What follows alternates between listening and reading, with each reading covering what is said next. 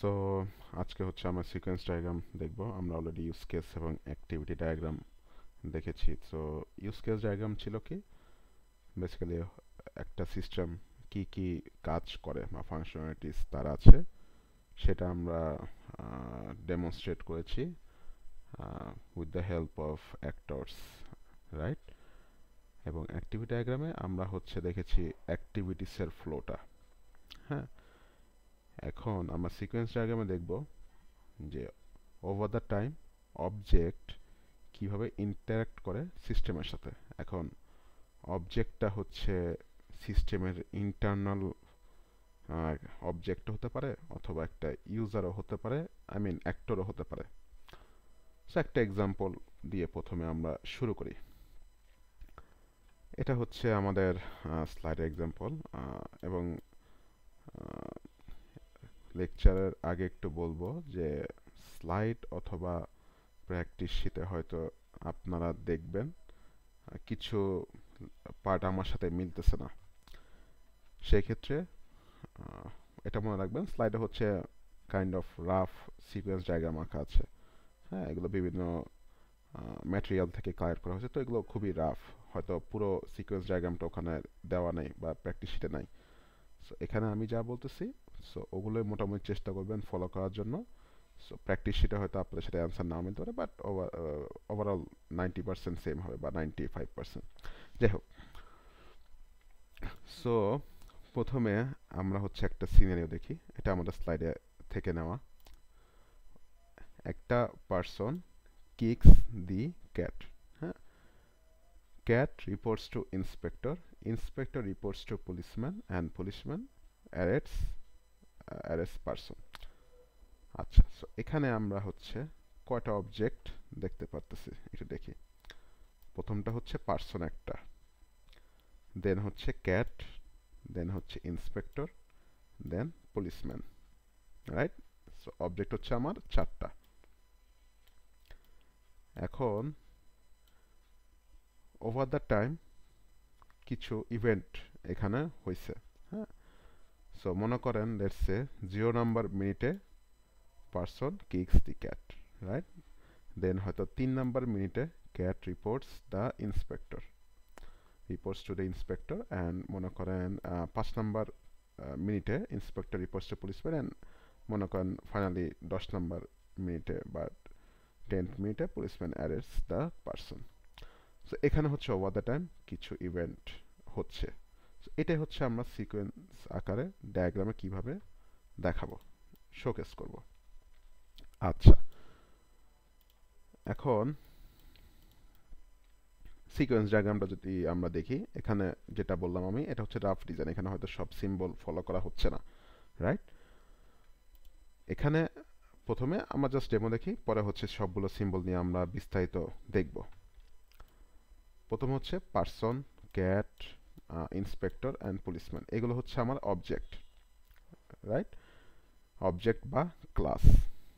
এখন এখানে দেখেন আমার এই বক্সের ভিতরে পারসন লেখা আছে, এবং আপনারা হয়তো কোনো কোনো জায়গায় দেখবেন এই রকম ভাবেও কিছু লেখা আছে, রাইট? এখানে হয়তো মনে করেন বব, এইভাবেও লেখা থাকতে পারে, এভাবেও লেখা থাকতে পারে। এটা দিয়ে আসলে কি বোঝায়? পারসনটা হচ্ছে ক্লাস আর বব হচ্ছে একটা অবজেক্ট। সো বেসিক্যালি প্রথমটা হচ্ছে পারসন হচ্ছে ক্লাস বোঝাচ্ছে। এখন এখানে ওর একটা অবজেক্ট, সে হচ্ছে এই আই গেস তাকে আমরা বব ডাকতেছি, যদিও আমার কোশ্চেনে বলা নাই। যদি সিনারিওতে হচ্ছে আমাকে স্পেসিফিকভাবে বলে দেয়, তাহলে হচ্ছে আমি এভাবে লিখব, অবজেক্টের নাম প্লাস ওর ক্লাসের নামটা। আর এখানে যেহেতু জেনারেল টার্ম হিসেবে পার্সনকে বলা হচ্ছে, সো আমরা জাস্ট এভাবে পার্সনকে লিখলাম, ঠিক আছে? সেম ক্যাট, যদি এখানে মনে করেন ক্যাটের একটা নাম থাকতো, তারপর ইন্সপেক্টর নাম থাকতো বা পুলিশম্যানের নাম থাকতো, রাইট? ওকে, দেন সামনে আগে। সো প্রথমে হচ্ছে পার্সন ক্যাটকে কিক অ্যাকশনটা করলো, করার পরে ক্যাট হচ্ছে ইন্সপেক্টরকে রিপোর্ট করলো। হ্যাঁ, এখানে প্যারামিটার সহ হয়তো প্যারামিটার কোনো একটা ভ্যালু পাঠাচ্ছে। তো আমাদের সিনেমায় তো নর্মালি এগুলো হচ্ছে খুব একটা বেশি এলাবোরেটিভ থাকে না, বাট রিয়েল লাইফে হয়তো আপনার প্রোগ্রামের উপর ডিপেন্ড করে, বা প্রোগ্রামিং আপনি ওয়েব বা সফটওয়্যার কীভাবে কোন ফাংশন বা কোন ডিজাইন প্যাটার্ন ইউজ করতেছেন এটার উপর ডিপেন্ড করে হচ্ছে লেখা লাগে। বাট আমাদের সিনারিও বেসডে এত কমপ্লিকেটেড হয়তো নাও লাগতে পারে। জাস্ট রিপোর্ট লিখলেই ইনাফ। রিপোর্ট লিখে জাস্ট হয়তো আপনি এভাবে লিখে দিতে পারেন, অথবা রিপোর্ট এভাবে লিখে দিতে পারেন, that is fine, no problem. But I guess এটা হচ্ছে একটু প্রিফারেবল। আচ্ছা, দেন ইন্সপেক্টর হচ্ছে পুলিশম্যানকে জানালো যে পার্সন এবং ক্যাট এই দুজনের সম্পর্কে জানালো। আলটিমেটলি পুলিশম্যান কি করলো, এখান থেকে দেখেন পার্সনকে অ্যারেস্ট করলো। এখানে যে ভার্টিক্যাল লাইনটা আছে এটা হচ্ছে আমার টাইম ইন্ডিকেট করে, যেটা আমি প্রথমে আপনাদেরকে ইনিশিয়ালি বলেছিলাম। মনে করেন এটা 0 নাম্বার মিনিটে, এটা 3 নাম্বার মিনিটে হয়েছে, আর এটা মনে করেন 5, অ্যান্ড দেন দিস ইজ 10। দেখেন এভাবে গ্যাপ গ্যাপ দিয়ে যাচ্ছে। সো সবগুলো নিশ্চয়ই একই টাইমে হচ্ছে না, আদারওয়াইজ জিনিসটা এভাবে থাকতো, রাইট? আচ্ছা, এটা হচ্ছে আমার অবজেক্টে ইন্টারেকশনটা দেখাচ্ছে ওভার টাইম। হ্যাঁ, বেসিক্যালি সিকোয়েন্স ডায়াগ্রামটা হচ্ছে এটা একটা এক্সাম্পলের থ্রুতে একটা আইডিয়া হচ্ছে আপনারা হয়তো পেলেন। এখন হচ্ছে আমরা সিম্বলের দিকে যাই, ঠিক আছে? সো সিকোয়েন্স ডায়াগ্রামে আসলে অনেক সিম্বল আছে। সো আমাদের সব সিম্বল অ্যাকচুয়ালি লাগবে না। যেগুলো মোটামুটি ইম্পর্টেন্ট সেগুলো হচ্ছে আমরা দেখব, বাট এই ইম্পর্টেন্টগুলোর মধ্যে হয়তো অনেকগুলো আপনাদের লাগবে না। আমি নিজের থেকে এক্সট্রা ম্যাটেরিয়াল অ্যাড করেছি এবং আপনারা হয়তো স্লাইডেও পাবেন না সব, বাট আমি আমার মতো একটু গুছিয়ে নিয়েছি। একটু দেখি আমরা। First of all actor. এখন অ্যাক্টর এবং এখানে দেখেন এই বক্সটা, এখানে লাইফলাইন লেখা, বাট এখানে একটা অবজেক্টের ক্লাস বা অবজেক্ট প্লাস ক্লাস এরকম কিছু লেখা থাকবে। এখানে এখানে হয়তো একটা অবজেক্ট প্লাস ক্লাস লেখা থাকবে, বাট আমরা হচ্ছে সংক্ষেপে এটাকে অবজেক্টই বললাম। এখন দেখেন এটা হচ্ছে একটা অবজেক্ট, এটা হচ্ছে একটা অ্যাক্টর। দুইটার মধ্যে কিছু পার্থক্য আছে। হ্যাঁ, কিরকম পার্থক্য? আপনার ইউজ কেস এর আন্ডারে যদি সিকোয়েন্স ডায়াগ্রামটা হয়, তখন আমরা হচ্ছে অ্যাক্টর দিয়ে আমার সিকোয়েন্স ডায়াগ্রামটা বা আমার ফাংশনালিটিস যে শুরু হবে, সিস্টেমটা যে শুরু হবে, রান হবে, সেটা ইনিশিয়েট করার জন্য আমি অ্যাক্টর বুঝাবো। এটা আমরা এক্সাম্পল দেখব, বাট জিনিসটা এভাবে মনে রাখেন, অ্যাক্টর হচ্ছে একটা এক্সটার্নাল ইউজার, যে হচ্ছে সিস্টেমটাকে ইনিশিয়েট করার পর সিকোয়েন্স আকারে ওর ফাংশনালিটিসগুলো কাজ করা শুরু করবে। হ্যাঁ, এটা হচ্ছে আমার অ্যাক্টর। এখন অ্যাক্টর হচ্ছে আপনার একটা ফিজিক্যাল এন্টিটি হতে পারে, হিউম্যান বিং, অথবা একটা সিস্টেম হতে পারে, এক্সটার্নাল সিস্টেম, অথবা একটা হার্ডওয়্যার সিস্টেম, যে কোনো কিছু হতে পারে। আর এই অবজেক্টটা হচ্ছে আমার সিস্টেমের ভিতরে, একটা সিস্টেমের ভিতরে ইন্টারনাল যত ফাংশনস বা যারা হচ্ছে ডাইরেক্ট কন্ট্রিবিউশন করতেছে, তারা হচ্ছে অবজেক্ট আকারে আমরা লিখব। আমরা এক্সাম্পল দেখব, এটা সমস্যা নেই। সো অ্যাক্টর হচ্ছে তাহলে এক্সটার্নাল একজন সিস্টেম বা হিউম্যান বিং বা যেটাই হোক হতে পারে, আর অবজেক্ট হচ্ছে ইন্টারনাল সিস্টেম বা ফাংশনালিটিসের অবজেক্টকে বোঝানো হচ্ছে। হ্যাঁ, একটু পরে হয়তো আমরা এক্সাম্পল দেখলে একটু মেক সেন্স করবে। আরেকটা জিনিস দেখবেন, এখানে একটা vertical line dot dot dot দেওয়া আছে, এইটাকে বলা হচ্ছে আমার লাইফ লাইন। ঠিক আছে, এই ভার্টিক্যাল লাইনটা ডট ডট ডট করে দেওয়া যেটা, সেটাকে বলছে আমি লাইফ লাইন। এই লাইফ লাইনটা হচ্ছে বোঝানো হচ্ছে আমার যে সিস্টেমের ভিতরে কোনো একটা অবজেক্ট যখন ইন্টারাকশন করতেছে তখন হচ্ছে ওভার দ্য টাইম তার যে লাইফ, ওভার দ্য টাইম একটা পার্টিকুলার মোমেন্ট বা সিস্টেমের ইন্টারাকশনের সময় তার যে লাইফটা আছে বা লাইফ স্প্যান, সেটা ইন্ডিকেট করার জন্য হচ্ছে আমি এই ভার্টিক্যাল লাইনটা ইউজ করতেছি।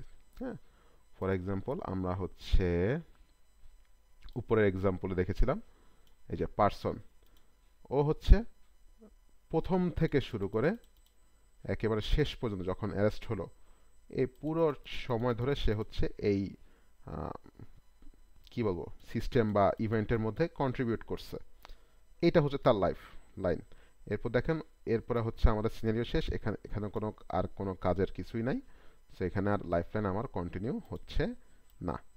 সো বেসিক্যালি এটা হচ্ছে লাইক সিকোয়েন্স থেকে যে আমি এখানে টার্ম দিয়ে আঁকবো, হ্যাঁ এটাই জাস্ট বোঝাচ্ছি যদি সোজা বাংলা ভাষায় বলি আমি। ওকে, দেন হচ্ছে আমার অ্যাক্টিভেশন বার। এখন অ্যাক্টিভেশন বারটা যদি একটু নোটিস করি আমরা, এখানে কিন্তু অ্যাক্টিভেশন বার বলতে কিছু নেই। লাইক আই সেড, এটা হচ্ছে একটা রাফ ডায়াগ্রাম। অ্যাক্টিভেশন ডায়াগ্রামটা সরি অ্যাক্টিভেশন বারটা হচ্ছে আমার নরমালি অবজেক্ট আমি ক্রিয়েট করেছি, লাইফ লাইনটা ক্রিয়েট করছি, that is fine.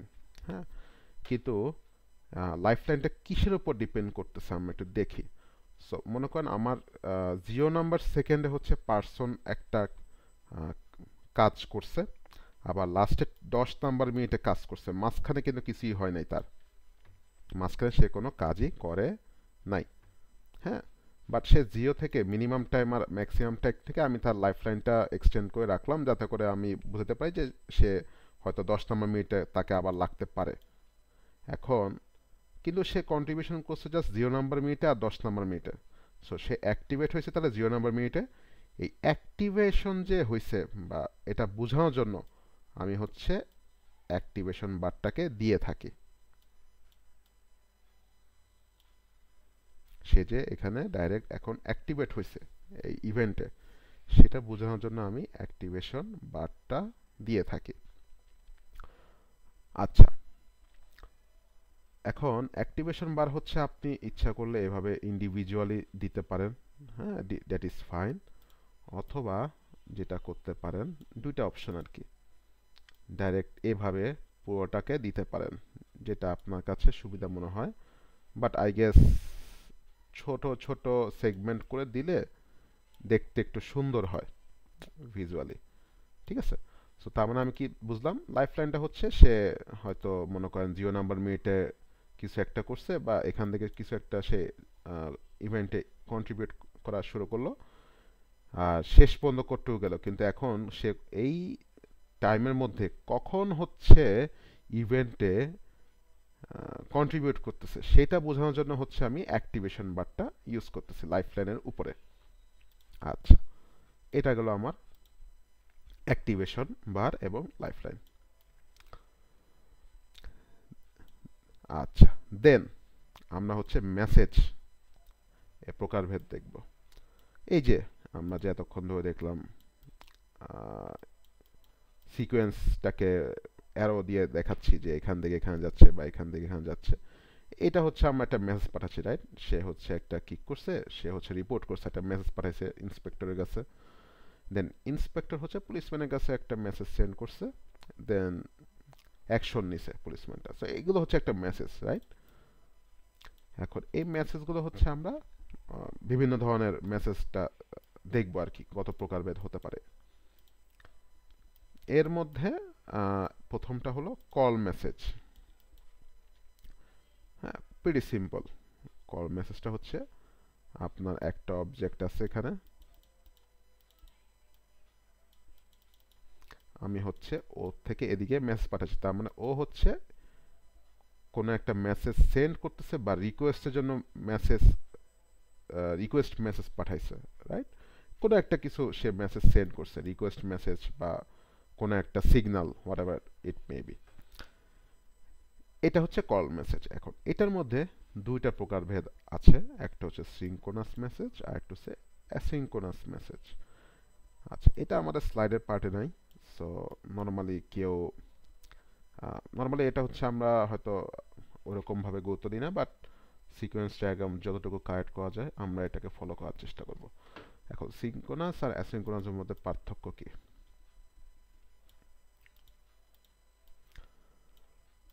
Synchronous message হচ্ছে, সিম্বলটা একটু দেখি আমরা, এটা হচ্ছে সলিড অ্যারোহেড, রাইট? সলিড, এখানে একটু ভরাট থাকবে, দেন এদিকে যাবে। আর অ্যাসিঙ্ক্রোনাসের মেসেজটা দেখেন সিম্পল, এভাবে একটা হচ্ছে ভরাট মেসেজ আর একটা হচ্ছে জাস্ট সিম্পল একটা অ্যারো।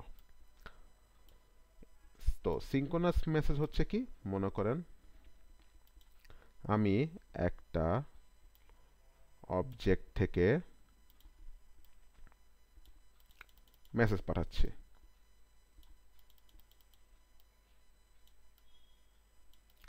একটা রিকোয়েস্ট করলাম। ফর এক্সাম্পল যদি আমরা ফ্রন্ট এন্ড আর ব্যাক এন্ডের হিসাব করি, হ্যাঁ, এটা মনে করেন ফ্রন্ট এন্ড এফই, আর এটা হচ্ছে ব্যাক এন্ড বিই, এগুলো ভিতরে লিখতে হবে।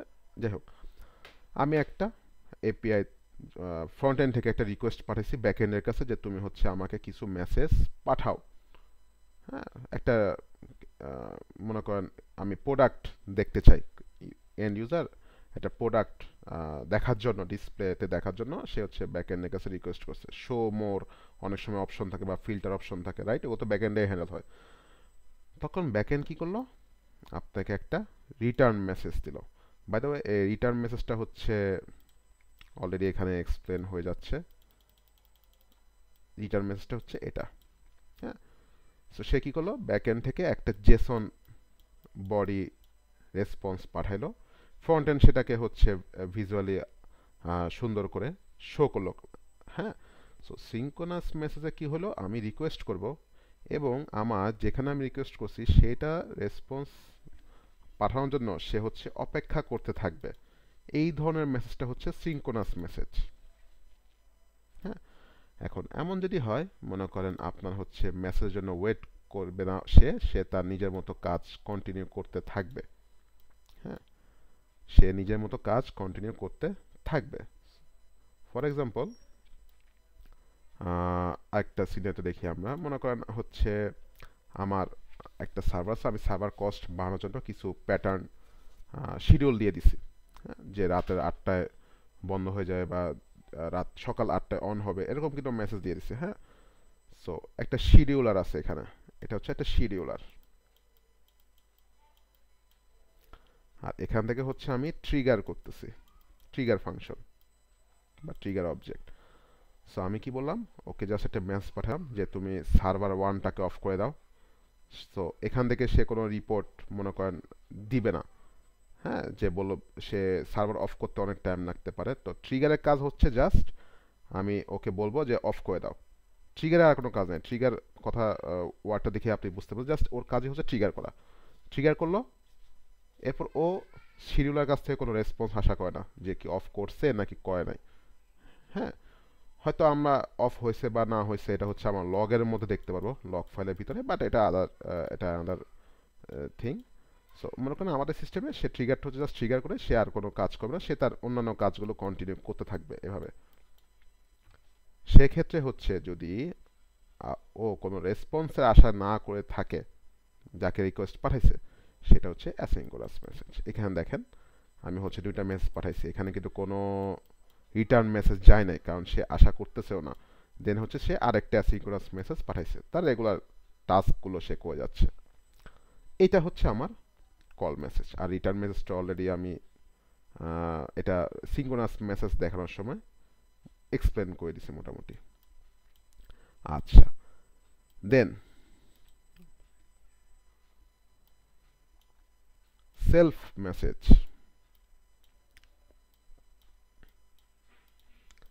সেলফ মেসেজটা কি? আমার মনে করেন আমি এক্সাম্পল থ্রুতে বলি, তাহলে আই গেস একটু ইজি হবে বোঝাটা। এটিএম, আমার একটা লাইন আছে এটিএম বুথ। সো যারা এটিএম বুথ ইউজ করছেন তারা হয়তো রিলেট করতে পারবেন। আমি যখন হচ্ছে কোনো টাকা রিকোয়েস্ট করব তার কাছ থেকে, আমার এটিএম এর মেশিনের কাছ থেকে আমি কোনো টাকা রিকোয়েস্ট করব তাকে, টাকা রিকোয়েস্ট করলাম, তারপর কিন্তু ভ্যালিডেশন কিন্তু এটিএম এর ভিতরেই হয়, বা সার্ভার এটিএম এর সাথে সার্ভারের কমিউনিকেশন হয়।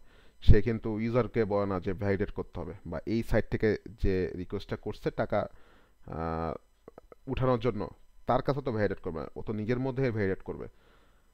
সো বেসিক্যালি কি হলো তাহলে, আমি এখান থেকে মনে করেন একটা রিকোয়েস্ট পাঠালাম যে উইথড্র মানি,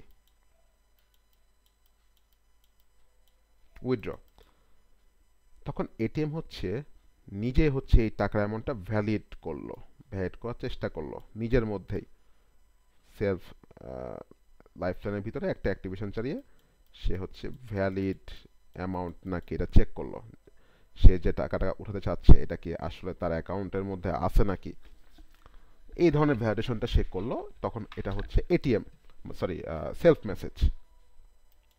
হ্যাঁ, আর রিকার্সিভ মেসেজ কি, আমরা অনেক সময় হচ্ছে মার্কেট বা বিভিন্ন প্রতিষ্ঠানে এলইডি সুইচ দেখি, যে স্ক্রল করতে করতে ওয়েলকাম শো করতেই থাকে।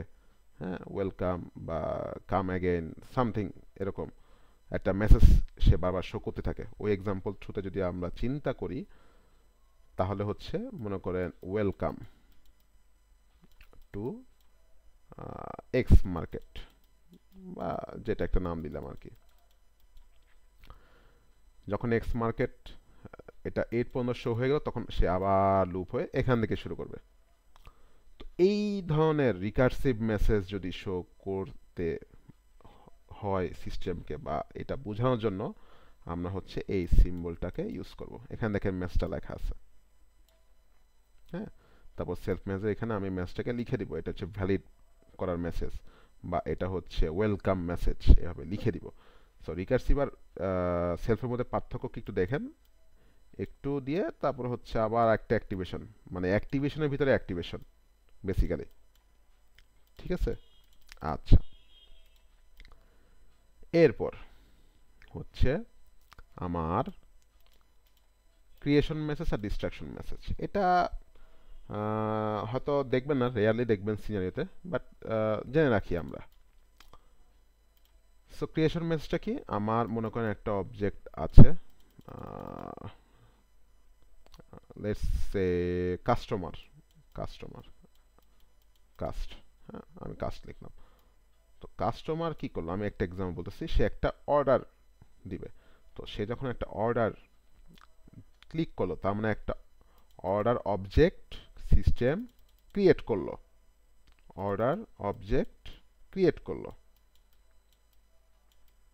তারপর সেই অর্ডার ম্যানেজারের মধ্যে আবার হচ্ছে একটা লাইফলাইন শুরু হলো। সো বেসিক্যালি আমি একটা অবজেক্টের লাইফলাইন থেকে আরেকটা ইনস্ট্যান্স বা অবজেক্ট ক্রিয়েট করলাম।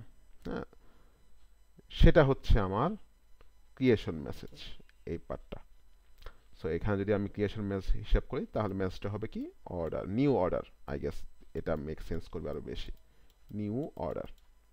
হ্যাঁ, আচ্ছা। আর ডিস্ট্রাকশনটা হচ্ছে এটা অপোজিটটা। এটা যদি আমাকে এক্সাম্পল দিয়ে বলতে হয়, তাহলে আমরা সেশনটাকে ধরে রাখতে পারি। ফেসবুক বা বিভিন্ন সোশ্যাল মিডিয়া বা যে কোনো ওয়েবসাইটে আমরা যখন লগ ইন করি, হ্যাঁ, তখন হচ্ছে মনে করেন ইউজার, আবার এক্সাম্পল দিই, ইউজার একটা অবজেক্ট আছে, লাইফলাইন আছে, অ্যাক্টিভেশন, সরি অ্যাক্টিভেশন বার আছে, সমস্যা নাই।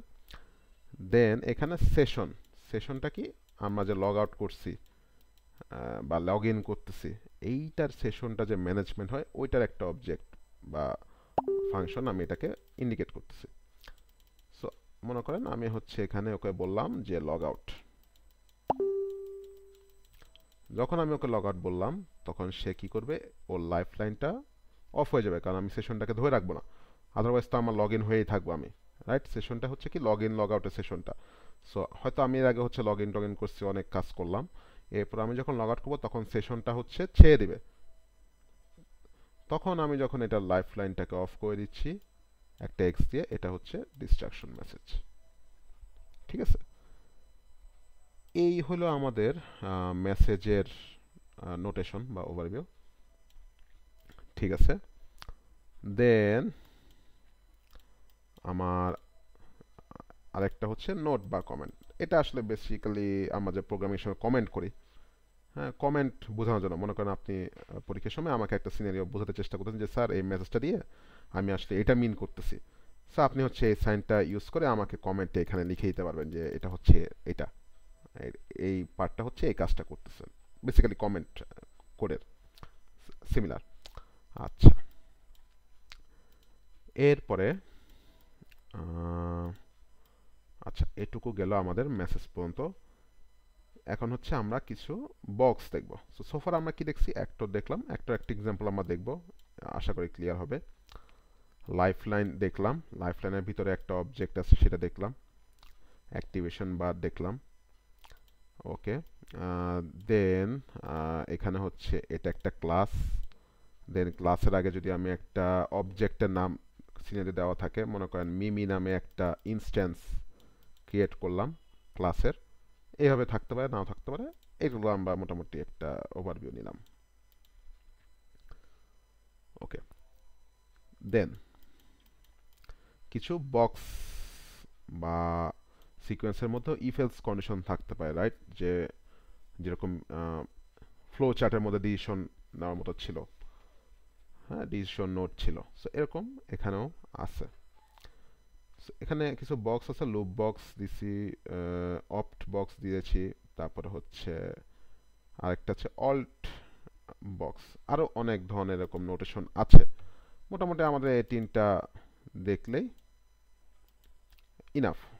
হ্যাঁ, তিনটা দেখলেই ইনাফ। এখানে একটা alt box, loop box and opt box. যাই হোক, অল্ট বক্স যেটা আছে সেটা basically if else condition.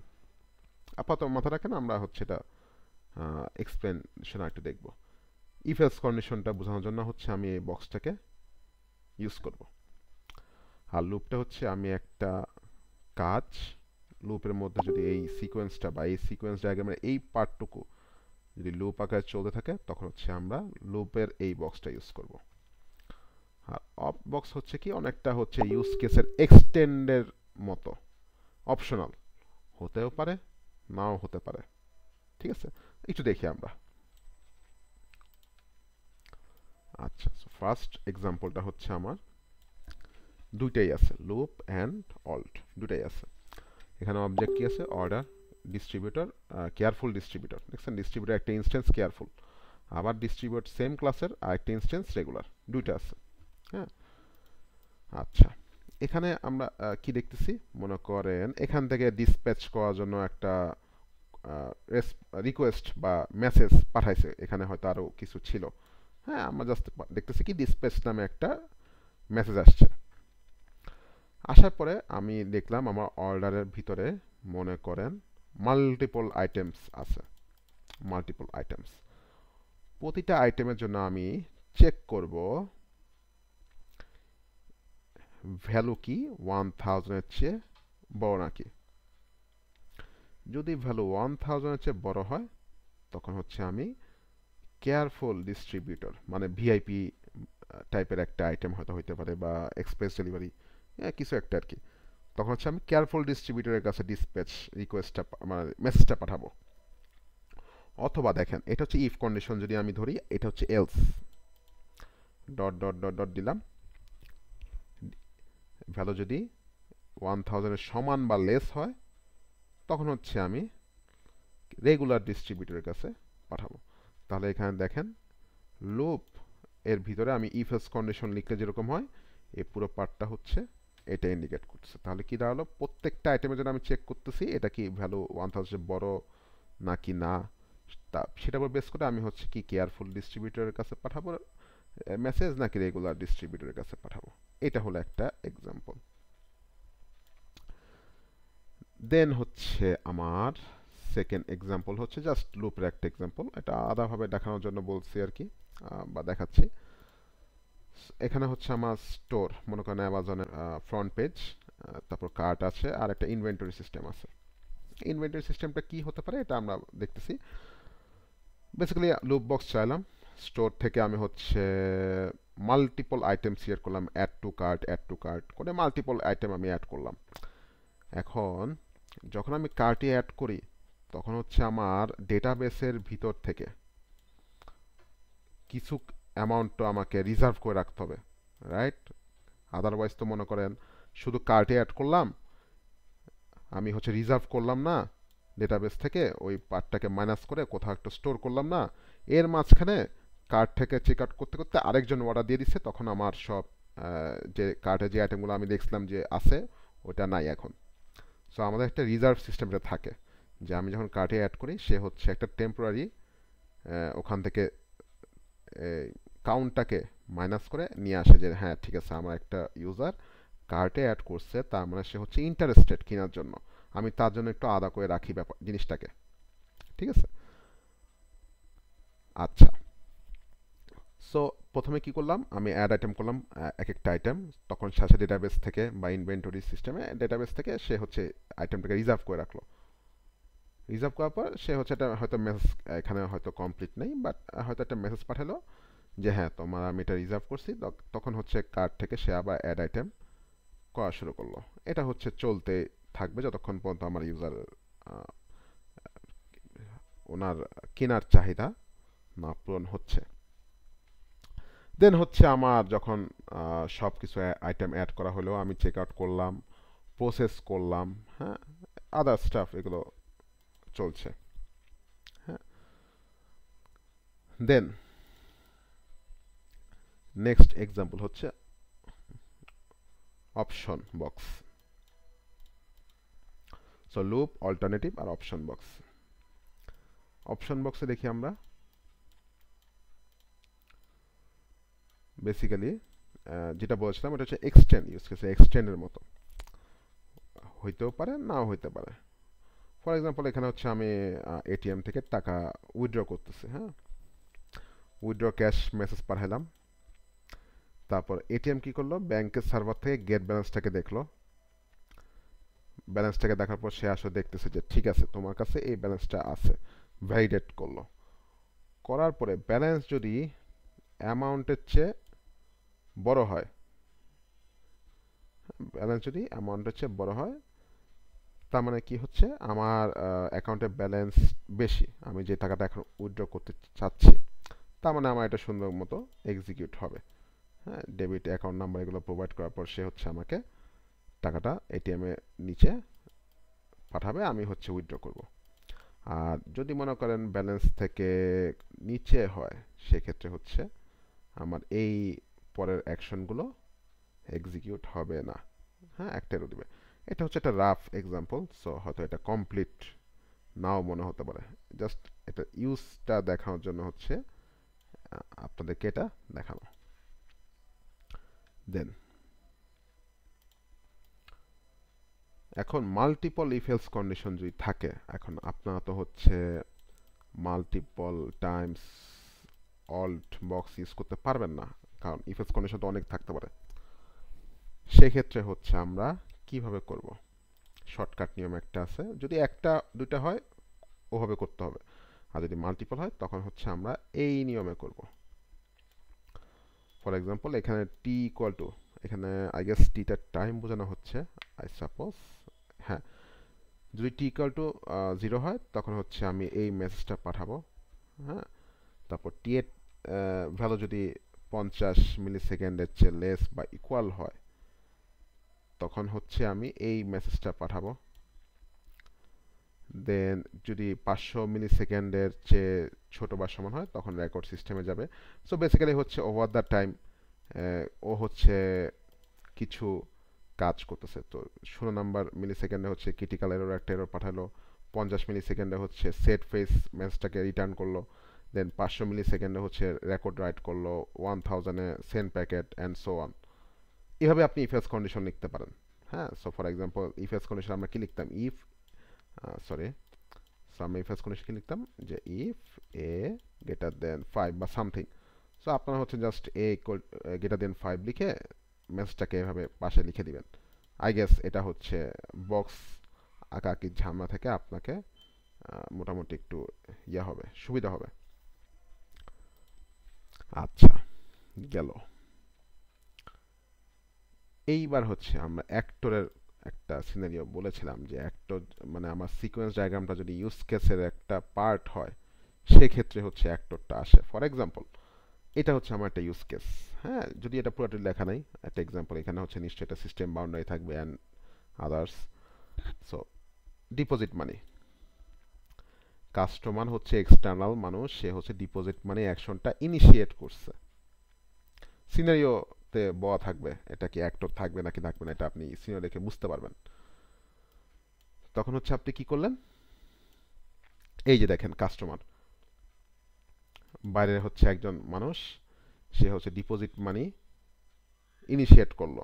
Initiate করার পরে money detection hardware, display, vending machine, money dispenser, এই অবজেক্টগুলো হচ্ছে সিস্টেমের ইন্টারনাল জিনিসপত্র। সো ডিপোজিট মানি পাঠালো, তো ডিসপ্লে অ্যামাউন্টটা হচ্ছে সিআরটি ডিসপ্লে, মানে হচ্ছে আমার এটিএম এর যে ডিসপ্লেটা ওখানে দেখালো। এখন দেখেন এখানে একটা সেলফ মেসেজ লুপ আছে, দেখছেন সে বলতেছে যে ওয়েলকাম মেসেজ দেখাচ্ছে। হ্যাঁ, ও তো ইনফিনিট টাইম দেখা দিয়ে থাকবে। যখন ডিসপ্লে অ্যামাউন্ট দেখালো তখন হচ্ছে এই ডিসপ্লে অ্যামাউন্ট মেসেজটা পাঠানোর পরে সে হয়তো হচ্ছে ইউজারকে দেখাবে যে তোমার টাকা হচ্ছে এটুকু আছে। দেন এখানে হচ্ছে ডিপোজিট করতেছি, তার মানে send amount. Vending machine controller, I guess এটা হচ্ছে এটিএম এর যেখানে টাকাটা আমার ঢালি এটা ইন্ডিকেট করতেছে, আই থিঙ্ক। করলাম, করার পরে একটা টাইমার স্টার্ট হলো নিজের থেকেই, কারণ আমরা অনেক সময় এটিএম এ টাকা জমার সময় দেখছি, টাকা জমা দেওয়ার সময় যে সে কিছু একটা নির্দিষ্ট টাইম পর্যন্ত মেসেজ দেখা যায় এন্টার ইউর অ্যামাউন্ট বা এন্টার দ্য মানি। যদি কিছুক্ষণ পরে আপনি বসে থাকেন বা কিছুই না করেন তখন হচ্ছে সে আবার ওটাকে সরায় ফেলে। এখানে হচ্ছে এটা একটা টাইমার শুরু হয়েছে। প্রম্পট ফর সিলেকশন, তাকে একটা সিলেকশন করতে দিচ্ছে, হ্যাঁ, যে আপনি অ্যামাউন্ট ঢুকান বা টাকাটা ঢালেন। করার পরে প্রম্পট ফর সিলেকশন সিআর ডিসপ্লেতে শো করলো। এখন ইউজার হয়তো মনে করেন কোনো রেসপন্স পাঠালো না। যদি 30 সেকেন্ডের বেশি, দেখেন ইফ এলস কন্ডিশনটা এখানে কীভাবে ইউজ করছে। হ্যাঁ, এখানে ইফ এলস কন্ডিশনটা কীভাবে ইউজ করছে দেখেন। আমরা হচ্ছে অল্ট বক্সটা ইউজ করি না, এখানে জাস্ট লিখলাম যে টাইমার যদি 30 সেকেন্ডের বেশি হয়ে যায় বা কোনো সিলেকশন যে দিছে সেটা হচ্ছে ইনভ্যালিড, তখন হচ্ছে রিটার্ন মানি মাই ডিসপেন্সার, এটা হচ্ছে আপনার টাকাটা রিলিজ করে দেয়। সো সে হচ্ছে টাকাটাকে রিলিজ করে দেয় মেশিনটাকে।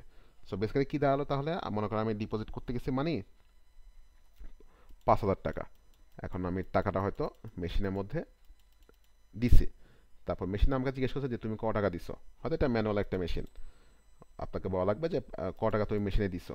সো আপনি 5,000 টাকাটা লিখলেন না, এখন না লেখার পরে সে তো আর আগাবে না, সে ওই 5,000 টাকাটা আপনাকে আবার ব্যাক করে দিবে।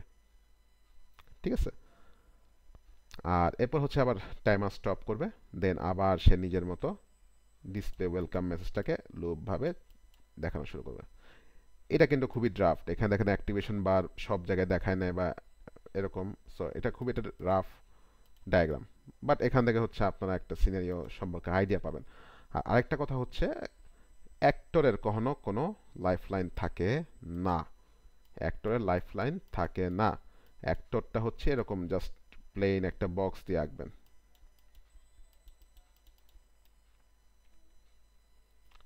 হ্যাঁ, আর অবজেক্ট হচ্ছে বা ইনস্ট্যান্স হচ্ছে আমার লাইফলাইন দিয়ে আঁকবো, এখানে অ্যাক্টিভেশন বার থাকবে না অল।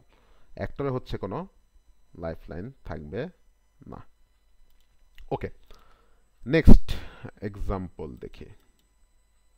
আহ, হুম, আর কি কোনো এক্সাম্পল আমি রেখেছি? হ্যাঁ, এটা হচ্ছে জাস্ট আমাদের স্লাইডে দেওয়া আছে একটা এক্সাম্পল, আমরা দেখি সিনারিওটা দেখি। সার্চ বুক, হ্যাঁ, একটা ইউজ কেস থেকে আনছে সে। সো মনে করেন আমরা বললাম যে ইউজ কেসের পার্ট যদি সিকোয়েন্স ডায়াগ্রাম হয় তখন হচ্ছে আমার একটা থাকে ইউজুয়ালি, ইউজুয়ালি এটা ছাড়াও থাকতে পারে, বাট ইউজুয়ালি এটাই হয়। সো মনে করেন আপনার ইউজ কেস ডায়াগ্রামটা আপনি আঁকছিলেন, এখানে আপনার কাস্টমার একটা অ্যাক্টর ছিল,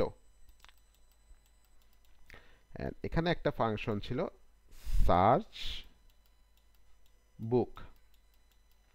এই ফাংশনটার কাজ, এটা যখন আপনি ইউজার ইন্টারেক্ট করবে সিকোয়েন্সিয়ালি কী কী কাজ হচ্ছে সিস্টেমের ভিতরে, এইটা বোঝানোর জন্য আমার হচ্ছে এক্সাম্পলটা।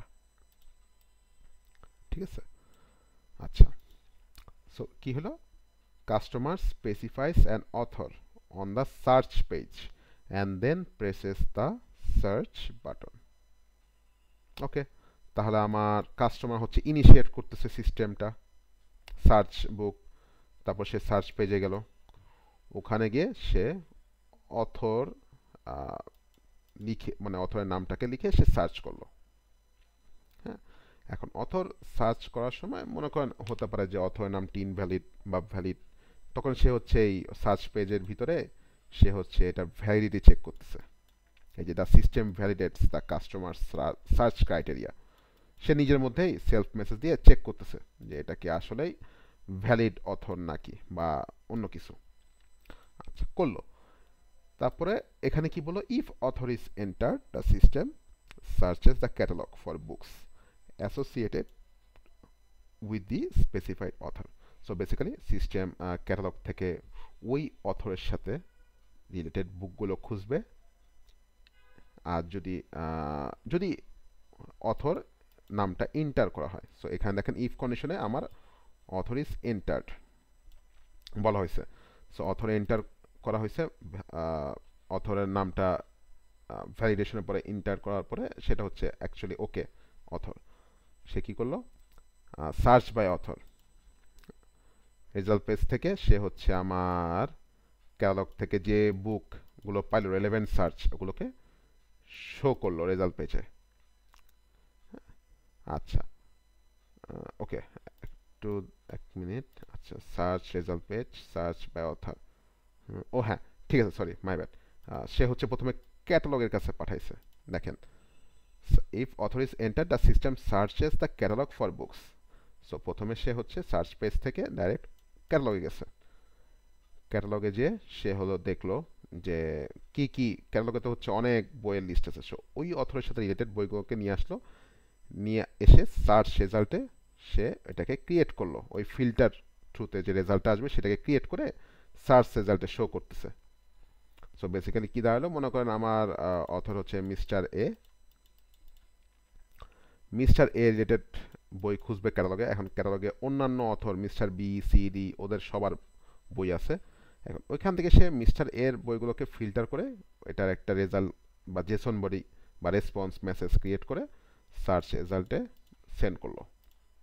ঠিক আছে, আচ্ছা, করার পরে সার্চ রেজাল্ট কি করলো, এটাকে রেজাল্ট পেজে শো করলো। দেখেন, রেজাল্ট পেজে শো করলো।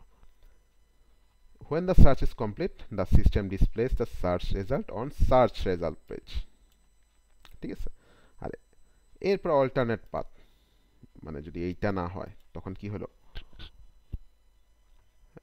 সে হচ্ছে অথরের নাম এন্টার করে না, সো আমি যখন এখানে একটা অথর বা একটা কিওয়ার্ড সার্চ করলাম, এটা অথর না, এটা একটা জিবারিশ ওয়ার্ড বা সামথিং, তখন কি করলো, সে ডিসপ্লে এরর মেসেজ শো করবে ওই জায়গাতেই।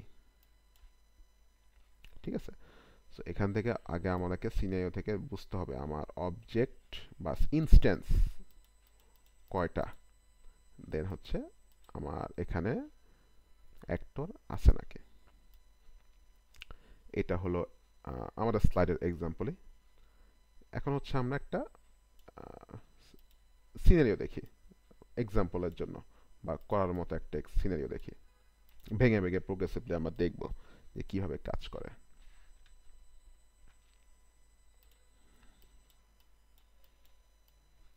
প্রথমে একটু সিনারিওটা পড়ি।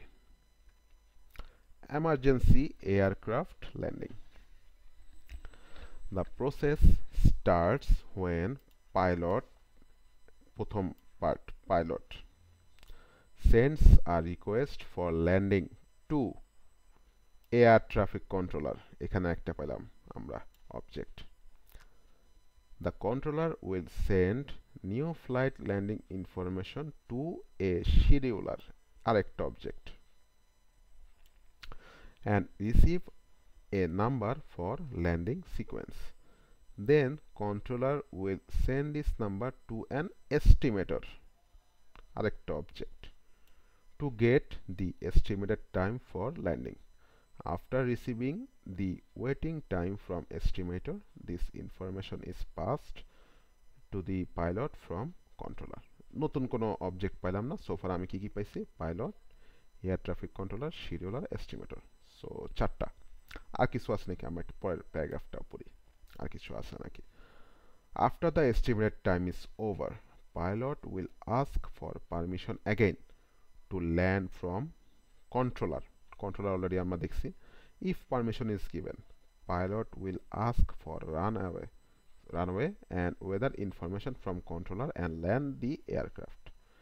If এখানে আমরা বুঝতে পেরেছি এখানে একটা অল্টারনেট বক্স লাগবে বা ইফ কন্ডিশন পাশাপাশি লিখতে পারেন। আই গেস বক্সটা হচ্ছে যেহেতু এখানে একটা ইফ কন্ডিশন আমরা বক্স দিয়ে আঁকলেই ভালো, better. If, however, permission is denied due to landing sequence congestion, pilot will ask for new waiting time from controller. If the waiting time is over 20 minutes, pilot will declare an emergency through emergency protocol. Will declare an emergency through emergency protocol. এখানে আরেকটা object, একটা emergency signal পাঠাবে emergency প্রোটোকলের কাছে বা through emergency protocol যে system বা একটা ডিভাইস তার কাছে পাঠাবে, যেটা হচ্ছে যারা হচ্ছে এগুলো দেখাশোনা করে তারা হয়তো দেখবে আর কি। Once declaration is confirmed from the protocol management, pilot will ask for landing and weather information again and land the aircraft. So এটা হচ্ছে আমার মোটামুটি সিনারিও। আমরা হচ্ছে প্রথমে এই পার্টটুকু কমপ্লিট করি, ঠিক আছে। সো এখানে আচ্ছা এখানে অলরেডি করা আছে, আই গেস চিহ্নিত করা আছে কোন কোন জায়গায় আমাদের কি কি লাগবে। So pilot, air traffic controller, scheduler, estimator and protocol management, যার কাছে হচ্ছে এমার্জেন্সি প্রোটোকলটাকে আমি পাঠাবো। তাহলে প্রথম পার্টটা দেখি আমরা কি বলছে। The process starts when pilot sends A request for landing two air traffic controller. আচ্ছা এটার আগে হচ্ছে আমরা একটু দেখি ডিজাইনটা কেমন হচ্ছে। দেখেন প্রথমে হচ্ছে আমি আমার অবজেক্টগুলোকে শো করলাম। এ পাইলট, এখানে পাইলটটা কিন্তু সিস্টেমের ভিতরে ইন্টারনাল একজন মানুষ, রাইট। এখানে তো আমি ওখান থেকে কোথাকে ইনিশিয়েট করতেছি না বাইরে থেকে। সো এখানে এক্সাম্পল আমি হচ্ছে পাইলট ক্লাসের একটা ইনস্ট্যান্স এ পাইলট ধরে নিচ্ছে আর কি। সো এটা না ধরলেও সমস্যা নাই, কারণ যেহেতু এখানে পাইলট স্পেসিফিক্যালি কিছু বলে নাই। সো আমি জাস্ট শুধু পাইলট লিখলেই হবে, ইনস্ট্যান্সটা না লিখলেও হবে, সমস্যা নাই। আচ্ছা এখানে বলছে কন্ট্রোলার একটা ইনস্ট্যান্স দিছে। এখন কন্ট্রোলারটা হচ্ছে air traffic controller. So air traffic controller ক্লাসের একটা ইনস্ট্যান্স দিছে। এখানেও অপশনাল, আই সাপোজ এখানে স্পেসিফিক কিছু বলে নাই, বাট আপনারা দিতে পারেন। হ্যাঁ এটা একটু দেখতে ভালো দেখায়। শিডিউলার, এস্টিমেটর জাস্ট ক্লাস লিখে দিছে। সো আমার যে পাঁচটা আমরা হচ্ছে আইডেন্টিফাই করছিলাম সে পাঁচটা হচ্ছে আমি এখানে দেখালাম এবং লাইফ লাইন দিয়ে দিলাম। এখন লাইফ লাইন বেশি লাগতে পারে কম লাগতে পারে, এটা ডিপেন্ড করে আপনি কীভাবে আঁকতেছেন। আপনি যদি একটু জায়গা বেশি নিয়ে আঁকেন তখন হয়তো একটু বেশি লাগবে। যাই হোক, এইবার হচ্ছে আমরা দেখি কি করতেছে।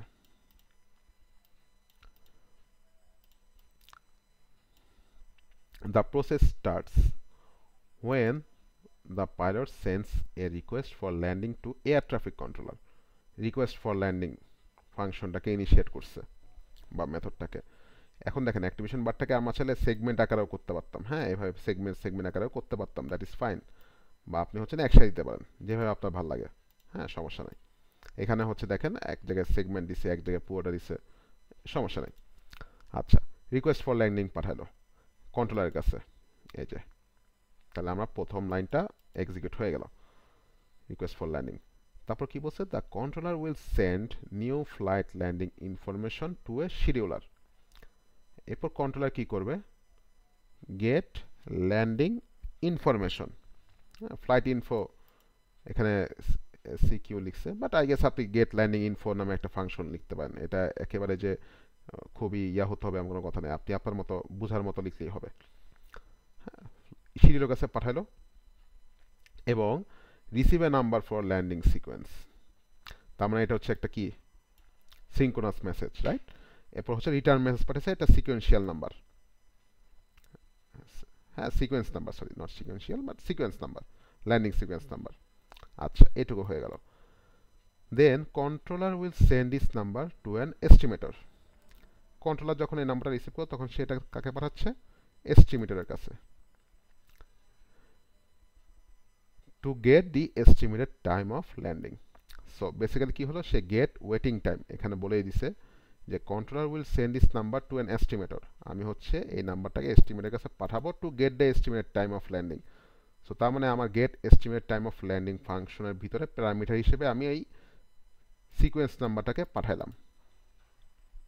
ঠিক আছে, সো বেসিক্যালি বলতেছে কন্ট্রোলার যে এই প্লেনটা আসতে আমার 1 ঘন্টা লাগবে, অথবা আমার এই রানওয়েটা ফ্রি হইতে 1 ঘন্টা লাগবে, এরকম একটা টাইম সে এস্টিমেটরটা দিচ্ছে তাকে, যাতে করে সে হচ্ছে পাইলটকে জানাইতে পারে যে তুমি 1 ঘন্টা পরে ল্যান্ড করতে পারবা, সমস্যা নাই। অনেক সময় দেখবেন যদি রানওয়ে ফ্রি না থাকে তখন হচ্ছে প্লেনটা আশেপাশে ঘুরতে থাকে। হ্যাঁ, বেসিক্যালি এভাবে কাজ করে খুব সম্ভবত। আচ্ছা, সিকোয়েন্স পার ওয়েটিং টাইমটা হচ্ছে কন্ট্রোলের কাছে পাঠাইলো। After receiving the waiting time from the estimator this information is pass to the pilot from controller. এই ইনফরমেশনটা হচ্ছে এস্টিমেটর থেকে ডাইরেক্ট কিন্তু পাইলটের কাছে যাচ্ছে না, ফ্রম কন্ট্রোলের কাছ থেকে যাচ্ছে। তার মানে এই টাইমটা হচ্ছে কন্ট্রোলের কাছে গেল, দেন হচ্ছে আমার পাইলটের কাছে গেল। তাহলে প্রথম প্যারার কাজটা হয়ে গেল আমার। আচ্ছা, এইবার হলো আমার সেকেন্ড প্যারার কাজ। কি বললো, after the estimated time is over.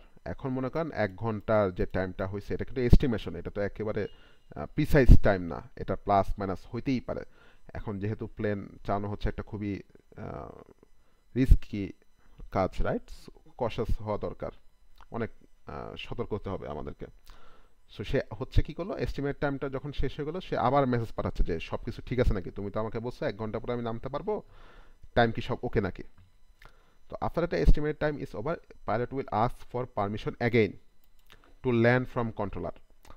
সে হচ্ছে যখন ওয়েটিং টাইম ইজ ওভার, হ্যাঁ, এখানে একটা মেসেজ দিছে, মানে আপনি ইফ লিখতে পারেন বা জাস্ট এভাবে ব্র্যাকেট দিয়ে লিখতে পারেন, হ্যাঁ, জাস্ট বোঝানোর জন্য যে এটা হচ্ছে নেক্সট সিকোয়েন্স অফ অ্যাকশন কোনটা হচ্ছে। আচ্ছা, কি বলো, যদি ওয়েটিং টাইম হচ্ছে আমার ওভার হয়ে যায় তখন সে হচ্ছে আবার পারমিশন চাচ্ছে ল্যান্ড করার জন্য কন্ট্রোলার কাছে। তারপর যখন সে পারমিশন পেল, এখন কন্ট্রোলার হচ্ছে তাকে একটা ইয়েস বা নো একটা স্ট্যাটাস পাঠাবে, সেইটার উপর বেস করে হচ্ছে সে নেক্সট কোর্স অফ অ্যাকশনসটাকে সিকোয়েন্স ডায়াগ্রামে বসাবে, রাইট। কোনো যদি রেজাল্ট না পাঠায় তাহলে তো নিশ্চয়ই আপনি ডিসিশন নিতে পারবেন না যে পারমিশন কি পাইছি নাকি পাই নাই। তো নিশ্চয়ই একটা পারমিশন সেটা পাঠাইছে আমার এখানে, আদারওয়াইজ আমি হচ্ছে ইফ পারমিশন ইজ গিভেন এটা আমি কিভাবে বুঝবো। আচ্ছা, নেক্সটের পার্টটাতে যাই। এই ছবির ভিতরে হচ্ছে নেক্সট পার্টটুকু ধরে নাই, আমরা হচ্ছে আরেকটা ছবিতে যাব। এটা হচ্ছে কন্টিনিউ, টু বি কন্টিনিউড পার্টটা আর কি, এখান থেকে আরো কন্টিনিউ হবে নিচ থেকে। এই যে এখন আমরা দেখি if permission is given alternative box, তার মানে বুঝতে পারতেছেন ইফ এলস কন্ডিশন। যদি পারমিশন দেওয়া হয় আমাকে, pilot will ask for runway and weather information from controller. So weather info আর রানওয়ে ইনফো সে রিকোয়েস্ট করবে। আচ্ছা, এখানে হচ্ছে হয়তো একটু ভুল আছে, হয়তো এখানে মেনশন করা নেই তাই বলে এখানে দেয় নেই, বাট আপনি ওয়েদার ইনফো বা রানওয়ে ইনফো দেওয়ার পরে যেহেতু এখানে দেখেন সলিড বক্স, তার মানে সিঙ্ক্রোনাস মেসেজ কিছু একটা রিটার্ন করবে। হ্যাঁ, সো এখানে নিশ্চয় হচ্ছে কন্ট্রোলার এই ইনফরমেশনগুলো পাঠাইছে যে হ্যাঁ ওয়েদার ইনফো হচ্ছে এটা, রানওয়ে ইনফো হচ্ছে এটা, বা পাঠাইছে যে স্ট্যাটাস পজিটিভ তুমি নামতে পারো, কিছু একটা পাঠাইছে, এটা এখানে হয়তো লেখা নাই, এটা আমরা অ্যাড করলাম। আদারওয়াইজ তো আপনি যে if permission is given pilot will ask for runway and weather information from the controller and land the aircraft। হ্যাঁ, সো যদি সে এটা আস্ক করেই তো, যদিও আস্ক করছে সে এটার উপর বেস করে তো ল্যান্ড করবে, আদারওয়াইজ সে এটা আস্ক করবে কেন, নিশ্চয়ই একটা রেসপন্স পাবে তারপরে হচ্ছে ল্যান্ড করবে। ঠিক আছে, আচ্ছা, সে একটা রেসপন্স পাবে, রেসপন্স পাওয়ার পর তার এয়ারক্রাফটটাকে সে ল্যান্ড করলো। আচ্ছা, ল্যান্ডে এটা এখান থেকে ল্যান্ড করলো, এটা হচ্ছে এটা সেলফ মেসেজ দিছে আর কি। সো এটাকে হচ্ছে আই গেস এভাবে দেওয়াটা ভালো, বাট আই গেস এভাবে দেওয়ার সমস্যা নেই, যে যেভাবে দেয় এক এক জায়গায় হচ্ছে এক একটা রুল ফলো করে।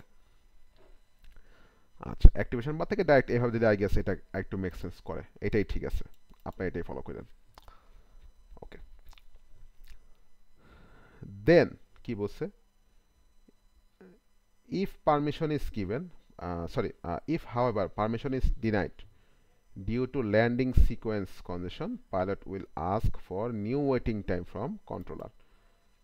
যদি পারমিশন না পায়, ডিনাই করছে, তখন সে আবার বলবে ঠিক আছে তুমি তাহলে আমাকে আরেকটা টাইম দাও, কন্ট্রোলারের কাছে বলবে যে তুমি হচ্ছে আমাকে আরেকটা টাইম দাও। হ্যাঁ, এখানে হয়তো বিহাইন্ড দ্য সিন আবার শিডিউলের কাছে বা এস্টিমেটের কাছে পাঠাবে, বাট এটা হচ্ছে এখানে উল্লেখ করা নাই, সো আমাদের কিছু করার দরকার নেই এখানে। তখন কন্ট্রোলার হচ্ছে তাকে আবার আরেকটা ওয়েটিং টাইম দিল। ঠিক আছে, দেন এখন হচ্ছে আমার ইফ কন্ডিশনের বা ইফ এলস কন্ডিশনের ভিতরে আরেকটা ইফ এলস কন্ডিশন দিছে আর কি, যেরকম হচ্ছে নেস্টেড ডিসিশন থাকে না ওইরকম। বলছে কি যদি ওয়েটিং টাইম 20 মিনিটের বেশি হয়, এখন একটা ওয়েটিং টাইম দিছে তাকে এলস কন্ডিশনের পরে, হ্যাঁ একটা ওয়েটিং টাইম কন্ডিশন দিছে, কিন্তু এখন দেখলো কি যে ওয়েটিং টাইমটা হচ্ছে যদি 20 মিনিটের উপরে হয়, হইতে পারে তার হচ্ছে ফুয়েল নাই পর্যাপ্ত পরিমাণ, তাকে হয়তো একটা এমার্জেন্সি ল্যান্ডিং করা লাগতে পারে। হ্যাঁ, সো কি করলো সে, pilot will ask for new if the waiting time is over over 20 minutes, যদি 20 মিনিট বেশি হয় তাহলে pilot will declare an emergency through emergency protocol, যেটা আমরা দেখছিলাম, এবং সেটা কার কাছে পাঠাবে, প্রোটোকল ম্যানেজমেন্টের কাছে। ডিক্লেয়ার এমার্জেন্সি নামে একটা মেসেজ সে পাঠাচ্ছে, এমার্জেন্সি প্রোটোকল ম্যানেজমেন্টের কাছে বা প্রোটোকল ম্যানেজার। ওকে, তারপর পাঠানোর পরে সে হচ্ছে প্রোটোকল ম্যানেজার তাকে হয়তো কনফার্মেশন দিল যে হ্যাঁ ঠিক আছে যাও, তোমার যেহেতু এমার্জেন্সি তুমি হচ্ছে নামতে পারো রানওয়েতে। তখন সে আবার গেট ওয়েদার ইনফো আর রানওয়ে ইনফো পাঠাবে, যদিও এটা এখানে কোথাও উল্লেখ করা নেই। ও আচ্ছা না, মাই ব্যাড, করা আছে। Pilot will ask for landing and weather information again and land the aircraft. হ্যাঁ, আচ্ছা এখানে অ্যাগেন হচ্ছে আপনি একটা রেসপন্স পাঠাবেন, আদারওয়াইজ এটা মেক সেন্স করে না। দেন হচ্ছে সে ল্যান্ড করলো। এখন মনে করেন না করলে এলসে কি করবে সে, এটা হচ্ছে একটু আপনাকে অ্যাজিউম করে নিতে হবে। এখন মনে করেন এটা এমার্জেন্সি ল্যান্ডিং, এখন কনফার্ম করুক বা না করুক আপনাকে তাও ল্যান্ড তো করা লাগবেই এক সময় না এক সময়। যেমন অনেকগুলো বিমান অ্যাক্সিডেন্ট যে হয়, হয়তো এমার্জেন্সি রিকোয়েস্ট করছে বা হয়তো আশেপাশে এমন জায়গায় আছে সে হচ্ছে এমার্জেন্সি ল্যান্ডিং করতে পারতেছে না, তখন যে কোনো জায়গায় হোক তাকে বাধ্য হয়ে ল্যান্ড করা লাগে। তখন এইটা হচ্ছে ওই সিনারিও, ওর্স কেস সিনারিওটা। ঠিক আছে, সে হচ্ছে ল্যান্ড করছে। আচ্ছা, এইগুলো হচ্ছে একটা সিনারিও। সিকোয়েন্স ডায়াগ্রাম প্র্যাকটিস শিটে হয়তো একটু ডিফারেন্টভাবে দেখবেন বা হয়তো আমার সাথে মিলবে না, বাট আমি যা দেখেছি এটা ফলো করলে ইনাফ। হ্যাঁ, আর যদি কারো কোনো কোশ্চেন থাকে নেক্সট ক্লাস হচ্ছে রিভিউ ক্লাস, আমাকে করবেন। ওকে, দ্যাটস অল।